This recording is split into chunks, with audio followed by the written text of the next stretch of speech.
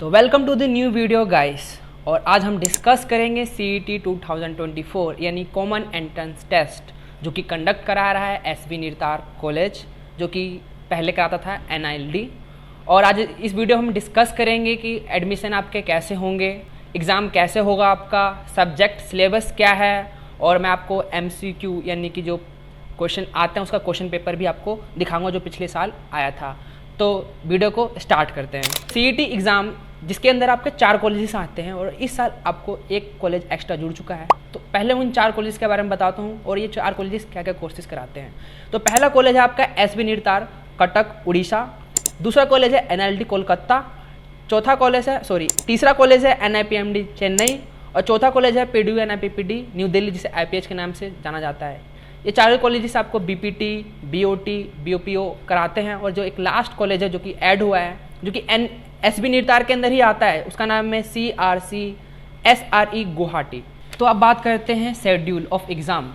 तो रजिस्ट्रेशन आपका 15 अप्रैल से स्टार्ट हो गया था। मैं जानता हूँ मेरी वीडियो लेट आ रही है, तो ये रजिस्ट्रेशन 15 अप्रैल से लेके 20 मई तक होगा, वो भी रात के 12 बजे तक। यही मत करने जाना कि 20 मई हो चुका है और रात के 10 बज रहे आप रजिस्ट्रेशन करने जाओ। अब वो गलती मत करना, क्या पता आपका पेमेंट हो जाए, आपको रिसिप्ट ना मिले। तो आप 18-19 के आसपास आप रजिस्ट्रेशन पूरा कर लेना। जब आप रजिस्ट्रेशन कर लोगे तो आपको एडमिट कार्ड आपको 4 जून के आसपास मिल जाएगा, और 4 जून के बाद आपको सीधा एग्ज़ाम देने जाना है, जो कि 23 जून को आपको एंट्रेंस एग्ज़ाम देना है, जहाँ जहाँ आपने सेंटर चूज़ किया है। तो आपको डेट जो है ना, आपका शेड्यूल का आपको स्क्रीन पे दिख रहा होगा। तो आप अच्छे से एग्ज़ाम दे दोगे तो जो आपका रिजल्ट है 5 जुलाई तक आ जाएगा।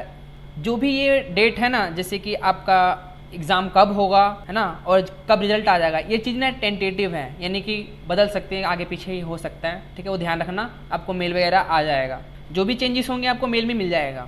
अब बात करते हैं कि कौन कौन इस एग्ज़ाम को दे सकता है, यानी कौन कौन एलिजिबल है। तो मिनिमम एज आपकी 17 साल होनी चाहिए, उसके बाद कोई मैक्सिमम एज दे नहीं रखी इन्होंने, और आप 10+2 होना चाहिए, यानी कि आप 12th पास होना चाहिए। ठीक है, ये है।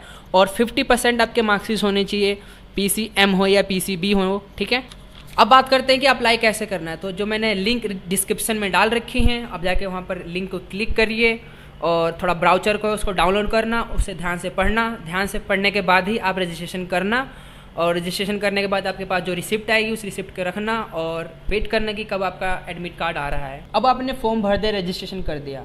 अब बात करते हैं क्या क्या सब्जेक्ट हैं जो कि एग्ज़ाम में पूछे जाएंगे, क्या क्या उनका वेटेज है, और क्या ये 10+12 यानी कि 11-12 का दोनों का सेम सिलेबस आएगा कि नहीं, मैं आपको बताता हूँ। तो ये एग्ज़ाम आपका 100 मार्क्स का होगा, जिसके अंदर 30 मार्क्स का फिजिक्स होगा, 30 मार्क्स का केमिस्ट्री होगा, 30 मार्क्स का आपका बायोलॉजी होगा या मैथ होगा। ठीक है, 30 मार्क्स का बायोलॉजी या मैथ, दोनों में से आपको कोई एक चूज़ करना है। ठीक है, और 10 मार्क्स का होगा जनरल नॉलेज। अब सोचोगे कि यार ये क्वेश्चंस कहाँ मिलेंगे प्रैक्टिस करने के लिए, तो मैं आपको ना जो इसका प्रीवियस ईयर का जो क्वेश्चन है आपको या तो स्क्रीन पे दिख रहा होगा, या फिर मैं आपको टेलीग्राम लिंक जो मेरे चैनल के डिस्क्रिप्शन में है, आपको वहाँ पर क्लिक करिए, वहाँ पर आपको प्रीवियस ईयर के क्वेश्चन पेपर मिल जाएंगे कि कैसे कैसे क्वेश्चन आए हैं। ठीक है, आपको पता चल जाएगा। और यहाँ पर नेगेटिव मार्किंग नहीं है, यानी कि आप पूरा क्वेश्चन पेपर अटैम्प्ट करिए बिना डरे और अपना फुल एकदम बेस्ट वाला एग्जाम दीजिए। और यहाँ पर बहुत सारे बच्चे कन्फ्यूज होंगे बायोलॉजी और मैथ। जी हाँ, आपके पास 2 ऑप्शन होंगे, यानी कि जब आप एग्ज़ाम दे रहे होंगे ना, तो उसमें ऑप्शन होता है बायोलॉजी से आपको करना है या मैथ से करना है। अगर आप बायोलॉजी पढ़ के हैं तो बायोलॉजी से एग्ज़ाम को दीजिए, या आप मैथ पढ़ के हैं तो मैथ से एग्ज़ाम दीजिए, दोनों आपका एक्सेप्ट होगा। बात करते हैं सिलेबस। जो इसका सिलेबस है 11-12 का, वही PCB या PCM आएगा। ठीक है, अब आप सोचेंगे प्रिपरेशन कहाँ से करना है, तो मैंने प्रिपरेशन तो बस नीट वाला ही किया था। ठीक है, मैंने नीट का मेनली एग्ज़ाम की तैयारी की थी। मेरे को पता चला कि यार ये भी एक एग्ज़ाम होता है, तो मैंने ये एग्ज़ाम भी दे दिया था। तो मेरा नीट में नहीं हो पाया तो मैं इस कॉलेज में आ गया, यानी कि पंडित दीनदयाल उपाध्याय कॉलेज में मैंने एडमिशन ले लिया, जो कि IPH के नाम से जाना जाता है। कहने का मतलब ये है कि आप नीट वाली प्रिपरेशन करिए, क्योंकि ये एग्ज़ाम थोड़ा बहुत ईजी होता है, नीट से थोड़ा ईजी होता है। तो आप नीट की तैयारी करेंगे तो आप CET का एग्ज़ाम आराम से निकाल लेंगे। अब बात करते हैं इन कोर्सेज की क्या क्या ड्यूरेशन है। तो BPT, BOT और BPO जो कोर्सेज हैं ये 4 साल के हैं। ठीक है, first year, second year, third year, fourth year. ठीक है, और आपका 6 मंथ का इंटर्नशिप होगा। जो 5वां जो कॉलेज है जो कि नया ऐड हुआ है, जिसका नाम CRC SRE गुवाहाटी है। ठीक है, वो 4 ईयर का कोर्स है प्लस 6 मंथ का जो है आपका इंटर्नशिप का ड्यूरेशन है। देखो मैं यहाँ पर ब्राउचर को रीड कर रहा हूँ, आप भी ब्राउचर को डाउनलोड करके आराम से पढ़ना। जो मेन पॉइंट है मैं उसे हाईलाइट करके बता रहा हूँ, ठीक है, आप भी पूरा आराम से पढ़िए। तो अब बात करते हैं सीट्स की, किन किन कॉलेज में कितनी कितनी सीटें हैं। तो सबसे पहले बात करते हैं एसबी निर्तार की बीपीटी की सीटें। तो बीपीटी की सीटें हैं 62, बीयूटी के हैं 62, बीपीओ के 46 है और बीएएसएलपी के 10 हैं, ठीक है। अब बात करते हैं एनएलडी कोलकाता, जिसके अंदर बीपीटी के सीट हैं 57, बीयूटी के 56, बीपीओ के 47। अब बात करते हैं एनआईपीएमडी चेन्नई के, जिसके अंदर बीपीटी के अंदर 18, बीयूटी के अंदर 18, बीपीओ के 20, यानी कि एनआईपीएमडी चेन्नई में सीटें बहुत कम हैं। अब बात करते हैं लास्ट पंडित दीनदयाल उपाध्याय कॉलेज, ठीक है, पीडीयूएनआईपीपीडी दिल्ली आईपीएच में, जिसमें बीपीटी की 68 सीटें हैं, बीयूटी के 68 सीटें हैं और बीपीओ के 39 सीटें हैं, ठीक है। और सेम वही कि हर सीटें अलग अलग कैटेगरी के लिए डिवाइड हैं। अब सीटें तो मैंने बता दी, अब इन कॉलेजेस के क्या क्या फीस है वो भी जान लो। तो एसबी निर्तार की जो फीस है 53,000 है और एनआईएलडी कोलकाता की 61,000 है, सबसे ज़्यादा फीस वहीं की है। एनआईपीएमडी जो चेन्नई है, बीपीटी, बीओटी, बीपीओ की जो फीस है 44,000 है और बीएसएलपी की 41,700 है और पीडीयूएनआईपीपीडी की 51,520 रुपीज़ हैं। तो आपको जो स्क्रीन पे दिख रहा होगा इसका फीस स्ट्रक्चर कैसे कैसे आप ध्यान से पढ़ लेना। जो आपका एग्जाम है इंग्लिश मीडियम के अंदर होगा, 100 मार्क्स का होगा और नो नेगेटिव मार्किंग, यानी कि एक नेगेटिव मार्किंग नहीं होगा। और ये एग्ज़ाम ऑफलाइन है, यानी कि सेंटर पे जाके आपको जो OMR सीट मिलती है, क्वेश्चन पढ़ना है और उसको आपको डॉट डॉट बना के आपको आंसर बताना है। जो आपकी रजिस्ट्रेशन फीस है 800 जो है ST, SC, PWD जो कि कैटेगरी के हैं उनकी है और जो कि जनरल में आता है उनका 1000 पेमेंट देनी पड़ेगी रजिस्ट्रेशन के टाइम पे। अब गाइस बात करते हैं कि रिजल्ट कैसे आएगा। आपने एग्जाम तो दे दिया, तो इसका जो रिजल्ट नीट की तरह नहीं आता, यानी कि इसके अंदर स्कोर कार्ड नहीं दिया जाता है कि इसके अंदर ये सब्जेक्ट के अंदर आपका ये रिजल्ट रहा। इसमें ये होता है कि जो रिजल्ट आपको रैंक लिस्ट के फॉर्म में दे देती है, क्या पता इस बार एसबी निर्तार आपको स्कोर कार्ड दे दे कि आपके सब्जेक्ट में ये स्कोर हुआ है। जो इनका रैंक लिस्ट होती है कुछ ऐसे होता है कि आपका रोल नंबर, ठीक है, कैटेगरी रैंक और कॉमन रैंक दे रखा होता है। जिनका अच्छा रैंक होता है उनका इजीली एडमिशन हो जाता है।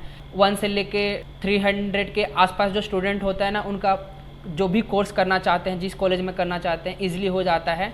और जैसे जैसे इनकी रैंक का नंबर बढ़ता है, जैसे कि 500, 400, 600, जो स्टूडेंट अप्लाई करते हैं जिस कॉलेज के अंदर, उनको इजीली वो सीट उस कॉलेज में नहीं मिल पाता है। फॉर एग्जांपल मेरा रैंक 50 है और मुझे पंडित दीनदयाल उपाध्याय के अंदर बीपीटी कोर्स करना है, तो मैं अप्लाई करूंगा तो मेरा एडमिशन इजीली हो जाएगा। और दूसरी साइड मेरा रैंक आया 600, ठीक है, और मुझे पंडित दीनदयाल उपाध्याय कॉलेज के अंदर बीपीटी करना है और मैं अप्लाई करता हूं तो मुझे शायद बीपीटी कोर्स ना मिल पाए क्योंकि मेरा रैंक ज़्यादा है, रैंक नंबर बहुत ज़्यादा है।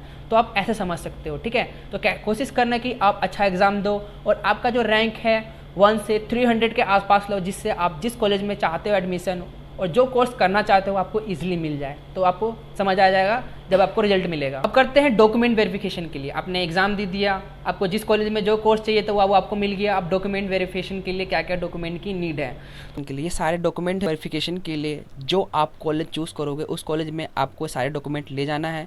और जितने भी डॉक्यूमेंट हैं सबकी 2 फोटोकॉपी प्लस ये सारे आपके पास ओरिजिनल डॉक्यूमेंट होना चाहिए। 2 फोटोकॉपी का मतलब ये कि 2 सेट होने चाहिए। तो बात करते हैं, सबसे पहला डॉक्यूमेंट है आपका ओरिजिनल एडमिट कार्ड, जो कि आप जो प्रिंट कराओगे, प्रिंट कराने के बाद जो आप सेंटर पे ले जाओगे एडमिट कार्ड, उस पर इन्विजिलेटर का जो साइन होगा वो आपको ध्यान से रखना है क्योंकि डॉक्यूमेंट वेरिफिकेशन के लिए वो मांगते हैं। दूसरा है काउंसलिंग लेटर।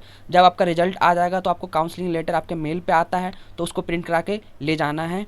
तीसरा है एप्लीकेशन फॉर्म प्रिंट कराना, ठीक है। जैसे आप रजिस्ट्रेशन करोगे तो आपको एप्लीकेशन फॉर्म मिलता है उसको भी आपको प्रिंट कराना है। उसके बाद आता है डेट ऑफ बर्थ जानने के लिए 10+। अब आता है डेट ऑफ बर्थ जानने के लिए, वो आपका 10 या 12th का जो सर्टिफिकेट होता है वो आपसे मांगते हैं, ठीक है। उसके बाद आता है सर्टिफिकेट मार्कशीट, वही 10 या 12 का आपके पास सर्टिफिकेट होना चाहिए जो आप बोर्ड से आप पास करते हैं। फिर उसके बाद आता है कैरेक्टर सर्टिफिकेट, स्कूल या कॉलेज जहाँ से आप पास आउट होते हैं वहाँ से आपका कैरेक्टर सर्टिफिकेट होना चाहिए। फिर उसके बाद आता है मेडिकल सर्टिफिकेट, यानी किसी गवर्नमेंट हॉस्पिटल में जाना और डॉक्टर से आप मेडिकल सर्टिफिकेट बनवा लेना, ठीक है। उसके बाद आता है SC ST OBC EWS physically handicapped category से अगर आप हैं तो उसका भी आपके पास सर्टिफिकेट हो तो आप सबमिट करा सकते हैं, और जो इनका गवर्नमेंट का जो फॉर्मेट होता है वही आपको ये एक्सेप्ट करते हैं। फिर उसके बाद आता है माइग्रेशन सर्टिफिकेट, जो आप स्कूल कॉलेज या यूनिवर्सिटी से पास आउट होते हैं वहाँ से ये आपका माइग्रेशन सर्टिफिकेट मांगते हैं। फिर उसके बाद आता है नेशनल डोमिसाइल सर्टिफिकेट, जहाँ पर आप रहते हैं। फॉर एग्जाम्पल मैं दिल्ली में रहता हूँ या हरियाणा या राजस्थान में रहता हूँ, तो उस जगह का आपके पास डोमिसाइल सर्टिफिकेट होना चाहिए, यानी कि आवासीय आपका होना चाहिए। फिर उसके बाद आता है गैप सर्टिफिकेट। गैप सर्टिफिकेट यानी जो स्टूडेंट ड्रॉप आउट लेके पढ़ते हैं, ठीक है, 1 साल 2 साल, तो उसका भी आपके पास सर्टिफिकेट होना चाहिए। तो ये सारे आपके पास डॉक्यूमेंट होने चाहिए। ये सारे डॉक्यूमेंट आपको जो कॉलेज आप चूज़ करोगे उस कॉलेज में आपको ले जाना है।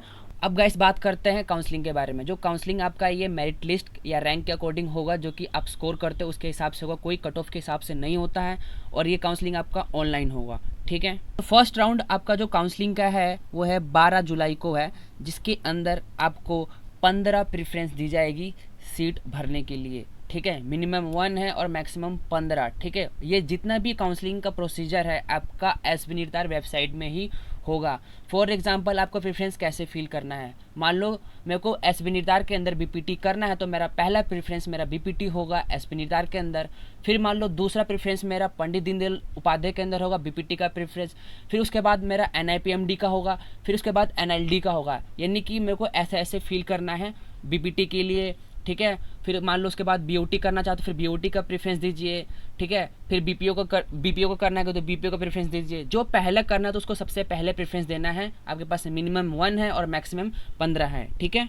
अब बात करते हैं पेमेंट एक्सेप्टेंस, ठीक है, 10,000। इसका मतलब ये है कि 12 जुलाई से लेके 23 जुलाई के बीच में अगर आपको सीट अलॉट हो चुकी है, जो आप कॉलेज चाहते थे और जो कोर्स चाहते थे आपको, अगर आपको मिल चुका है, तो आप वेबसाइट को 10,000 पेमेंट करके अपना सीट लॉक कर लो, ठीक है। और लॉक करने के बाद सीधा आप डॉक्यूमेंट वेरिफिकेशन के लिए ले जाना, जो कि इन्होंने डेट दे रखी है 25 जुलाई से लेके 26 जुलाई का इन्होंने डेट दे रखी है अपने वेबसाइट पे फर्स्ट राउंड के लिए, ठीक है। फिर आते हैं 10th पॉइंट पे, जो स्टूडेंट रिपोर्ट नहीं कर पाए, ठीक है, उनके लिए काइंड ऑफ दूसरा मौका है 27 से 29 जुलाई के बीच के अंदर, ठीक है, वो रिपोर्ट कर सकते हैं। फिर आता है सेकेंड राउंड, जिसके अंदर जो स्टूडेंट को सीट नहीं मिल पाया, ठीक है, और जिस कॉलेज में चाहते थे नहीं मिल पाया, तो सेकंड राउंड के लिए अप्लाई कर सकते हैं। सेम प्रोसीजर है, अप्लाई करना, प्रेफरेंस, फिर उसके बाद सर्टिफिकेट वेरिफिकेशन कराना, फिर वही प्रोसीजर, जिसको नहीं मिल पाया वापस मौका, फिर उसके लिए सेकंड मौका। फिर ऐसे थर्ड काउंसलिंग होगा। मतलब ये काउंसलिंग चलता रहेगा जब तक सीटें खाली हैं, ठीक है। तो आप वेबसाइट पे आप चेक कर सकते हैं, ठीक है।